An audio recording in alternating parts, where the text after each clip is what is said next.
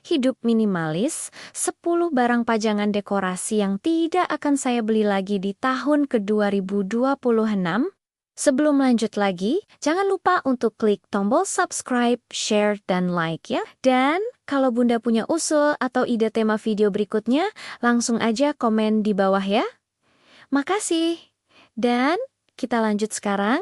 Halo Bunda semua. Semoga semuanya sehat selalu ya. Siapa yang sangka kalau memasuki tahun 2026 ini, tantangan terbesar kita bukan lagi soal harga cabai yang naik turun, tapi bagaimana caranya rumah tidak terasa sesak oleh barang-barang yang sebenarnya cuma bikin pegal saat harus dilap satu persatu setiap pagi. Fenomena rumah estetik di media sosial seringkali menjebak kita untuk terus beli pajangan mungil yang diklaim sebagai pemanis ruangan. Padahal ujung-ujungnya cuma jadi sarang debu yang bikin bersin berjamaah. Menurut sebuah ulasan gaya hidup minimalis terbaru, tren hunian tahun ini justru bergeser ke arah fungsionalitas murni, karena ruang gerak yang lega jauh lebih mewah daripada lemari penuh hiasan. Kita semua pasti lelah melihat sudut rumah yang tadinya diniatkan jadi pojok santai,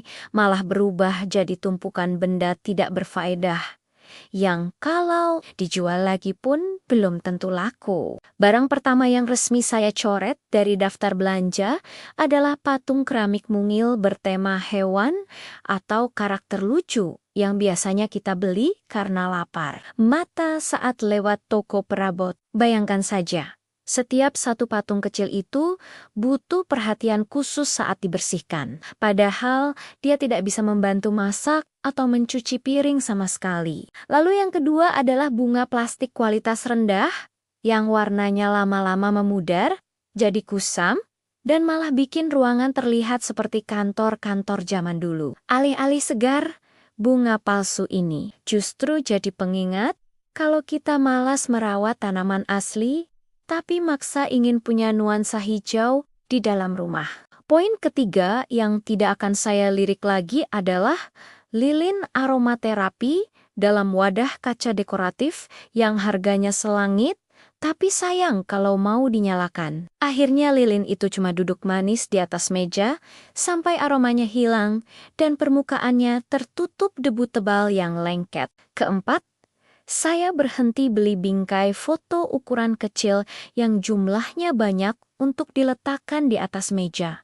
Karena itu hanya membuat area kerja terasa penuh sesak. Lebih baik satu bingkai besar di dinding daripada 10 bingkai kecil yang kalau tersenggol sedikit saja jatuhnya beruntun seperti kartu domino. Kelima, saya tidak mau lagi menambah koleksi bantal hias atau cushion yang memenuhi sofa sampai-sampai tamu yang datang bingung harus duduk di mana. Estetika memang penting, tapi kalau mau duduk saja, harus memindahkan 5 bantal dulu ke lantai. Itu namanya kerja bakti, bukan istirahat. Keenam adalah nampan dekoratif yang hanya dipakai untuk menaruh barang dekoratif lainnya di atas meja ruang tamu. Ini logika yang cukup ajaib, karena kita membeli satu barang hanya untuk menjadi alas bagi barang lain yang sebenarnya juga tidak punya fungsi praktis di rumah kita. Ketujuh,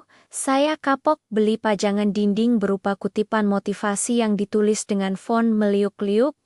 Susah dibaca karena lama-lama malah bikin pusing. Motivasi terbaik itu datang dari saldo rekening yang sehat, bukan dari tulisan di tembok yang seringkali kita abaikan setelah seminggu dipasang. Kedelapan, saya menghindari membeli piring atau gelas dekoratif yang hanya boleh dipajang di lemari kaca dan tidak boleh dipakai makan karena takut pecah. Buat apa punya barang bagus kalau hanya untuk ditonton? Sementara kita sehari-hari masih pakai piring hadiah sabun cuci yang gambarnya sudah agak terkelupas. Kesembilan adalah keranjang rotan hias yang katanya buat merapikan barang, tapi justru seringkali jadi tempat persembunyian barang-barang tidak jelas yang malas kita rapikan. Bukannya jadi rapi bersih, kita malah punya tumpukan keranjang yang isinya misterius dan menambah beban saat jadwal bersih-bersih besar tiba. Terakhir, atau yang ke-10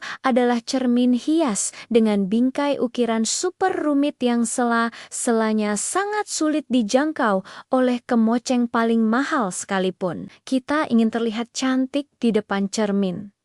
Tapi kalau melihat bingkainya saja sudah bikin emosi, karena kotor, kecantikan itu rasanya jadi sia-sia saja. Memilih hidup minimalis di tahun 2026 ini memang butuh keberanian besar untuk berkata cukup pada diri sendiri, cukup membeli, cukup menimbun, dan cukup menuruti keinginan sesaat serta dengan sadar mengabaikan rayuan diskon barang-barang lucu yang kelihatannya sepele, tapi diam-diam menguras uang, ruang, dan energi kita. Di tengah godaan promo, flash sale, dan kata-kata mumpung murah, keputusan untuk tidak membeli justru menjadi latihan pengendalian diri, kejujuran pada kebutuhan nyata, dan bentuk sayang pada diri sendiri agar hidup terasa lebih ringan, tenang, dan bermakna. Mungkin selama ini kita mengira kebahagiaan itu bentuknya adalah rumah yang penuh dengan pernak-pernik mewah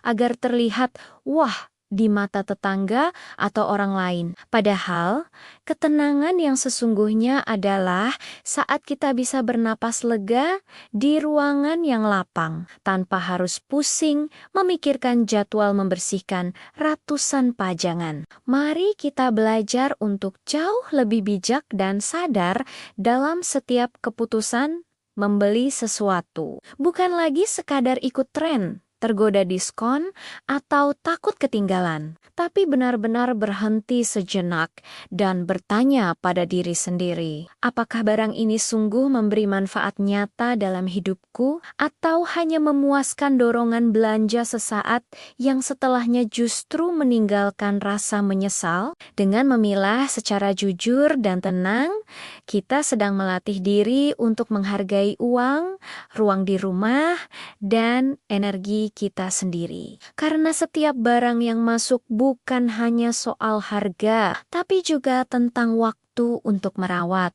ruang untuk menyimpan, dan beban pikiran yang ikut hadir. Bijak memilih berarti memberi ruang lebih luas bagi ketenangan, kesederhanaan, dan hidup yang terasa lebih ringan. Semoga refleksi ini bisa membuat kita semua lebih semangat untuk menata kembali prioritas hidup dan juga isi dompet kita agar tidak habis untuk hal-hal yang sifatnya sementara. Tidak ada salahnya punya rumah yang simpel, karena yang paling utama adalah kehangatan orang-orang di dalamnya. Bukan kemewahan benda mati yang tidak bisa diajak bicara. Mari kita mulai tahun ini dengan komitmen untuk hanya mengisi ruang hidup kita dengan barang yang benar-benar kita cintai dan gunakan secara maksimal. Apakah ada barang pajangan tertentu yang juga ingin kamu singkirkan dari daftar belanja tahun ini agar rumah terasa lebih tenang? Terima kasih sudah menemani curhat dan ceritaku sampai akhir. Sampai ketemu lagi di episode video berikutnya. Salam semangat Bunda semua.